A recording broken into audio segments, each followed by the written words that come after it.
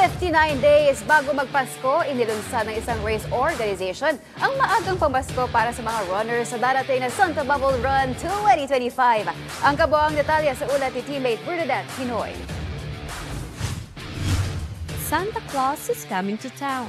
Dahil opisyal nang inulunsad ang Santa Bubble Run 2025 sa pangunguna ni Saul Navarro Jr. at Glenn Terania na parehong ultramarathoner at race organizers. Gaganapin ang nasabing fun run ngayong December 14 sa Ayala Triangle sa lungsod ng Makati, kung saan maaaring makilahok ang mga runners sa 10-kilometer race, 5-kilometer, 3-kilometer at 1-kilometer dog run. Sa panayam ng PTV Sports kina Saul at Glenn, binigyan din nila ang benepisyo ng pagtakbo sa kalusugan ng isang individual, maging ang benepisyo sa pagsali sa charity event na layo makapagbigay tulong sa mga track and field athletes mula sa Queens Row Elementary School sa Bacoor, Cavite.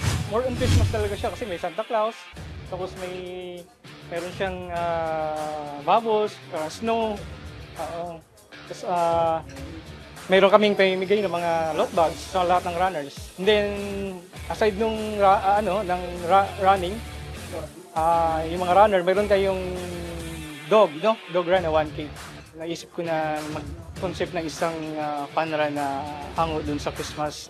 Naisip ko yung Santa Bubble Run. So, isang concept na mayroon tayong bubbles.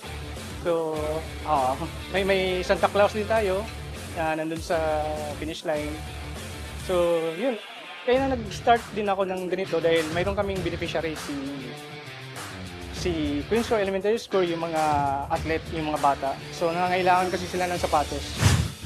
May exercise dito yung cardio mo. Pangalawa, yung discipline mo sa sarili mo. And also, siyempre, talagang makakabuti dun sa kalusugan. Yan, so, ako ngayon, medyo may edad na eh. Imagine mo, 2010, 30 years old ako nag-start. Ang ilang taon na, 'di ba? 2025 na. So, nami-maintain ko lang yung yung health ko. Yun, maganda yung benefits talaga pagka meron kang kantong activities sa running.